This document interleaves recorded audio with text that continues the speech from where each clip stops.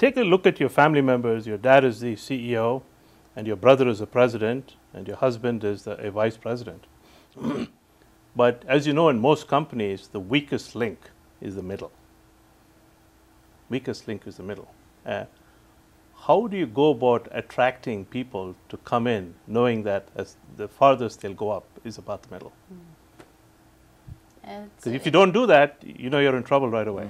Yeah, yeah. And we've been fortunate up until this point to really, I think we've had so many executives and leaders who have been a part of the team with my father, but they're all, you know, coming up to that age where, you know, they're needing succession plans. Yes. And so we've done a lot of work. I've actually done some work outside the business, but working with the VP of HR and the board and putting in leadership development and executive development programs.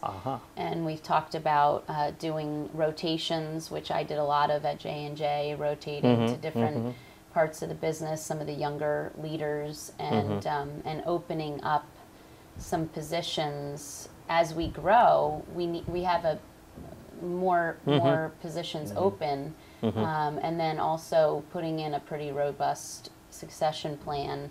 We have that as a kind of a living, breathing document that the board reviews. We review it on the HR committee, and it's an iterative process. It's something that, you know, you always have to be adjusting and looking at and saying, okay, you know, challenging people to get, you know, some executive education, and we do a lot with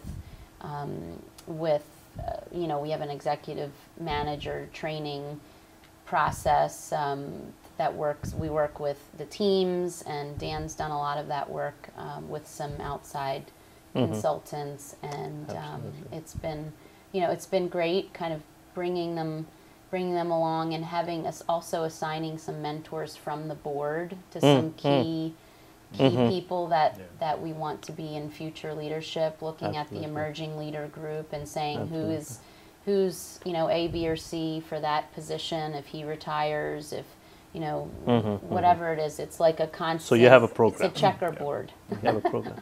You talked a little bit about recruiting people at the shop level, shop floor level. Do you have difficulty being a mid-sized company, right? Attracting people into more white-collar jobs? I think we do. I think we do have a challenge. I think, you know, we're not an exciting, you know, technology company, or we're not doing these amazing new marketing programs, because we do a lot of B2B work. So it is a challenge. I think our culture definitely attracts a certain higher caliber of people to be interested in working for our company. But it definitely, as we're growing, we've had some growing pains in that area. You know, we made a conscious effort with hiring an external COO who was retired from GM Delphi, and he was just so excited about the culture. He came out of retirement, and he's a young you know, a young retiree. So he's been, you know, a wonderful mentor for a lot of people in our organization, including Dan. And so that's been, we've had to use alternative recruiting strategies, because, you know, it is a challenge when you're up against, you know, Apple and J&J and some really exciting companies to work for. Because you have two issues there. One is the fact that you're in manufacturing. Yes. Because, you know, in America, very, very unfortunately, manufacturing is not sexy. Right, it's not. Two is being mid-size. You're not a brand name like an Apple. Let me ask you, either of you, you've had dinner conversations, you know, family get-togethers. Have you heard your father or your brother, you know, your brother-in-law say, you know what, if only we could attract better talent, we could be doing a whole lot better in this company? We've talked about it more on the international, the global level. You know, that's been a big challenge for us, especially seeing how when we moved overseas, how well the company did over there, and then when we repatriated, a lot changed, and not having that family involvement there was, you know, it's our business, you know, has struggled since we moved back. You know, there's a lot of challenges for us because we were so small, and then, you know, like I said, my father had his team, and they kind of grew up in the business. So here we are, a pretty big, you know, mid-market company, and looking at expanding into China or India, or we have, you know, operations in England and Belgium and Mexico, but you know, we've had a big issue with trying to attract kind of that general manager, global, international leader that can you know, is willing to kind of move where we've put up operations, or hiring them there and them being indoctrinated in the culture that we've developed in Philadelphia. It's been a challenge. If you have any suggestions, I'll put you in touch with. You know, there is an association called the International Executives Resource Group. These are people who have lived, not visited, lived in at least 3 countries in operational roles. Okay.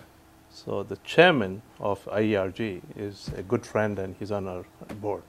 So I'll put you in touch with him, because he can probably float something and get you at least a few people to talk to. Right.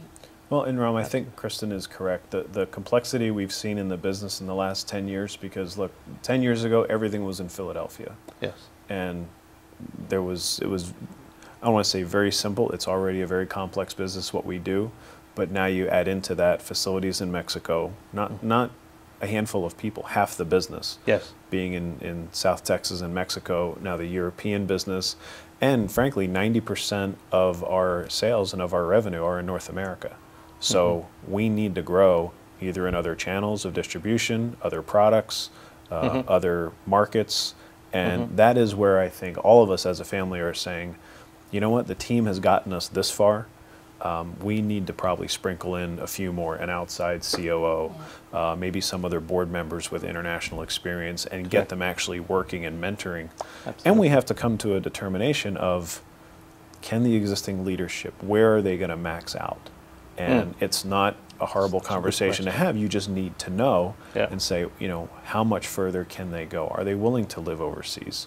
Are they willing to get out of this role and into another one? So that's part of the leadership development.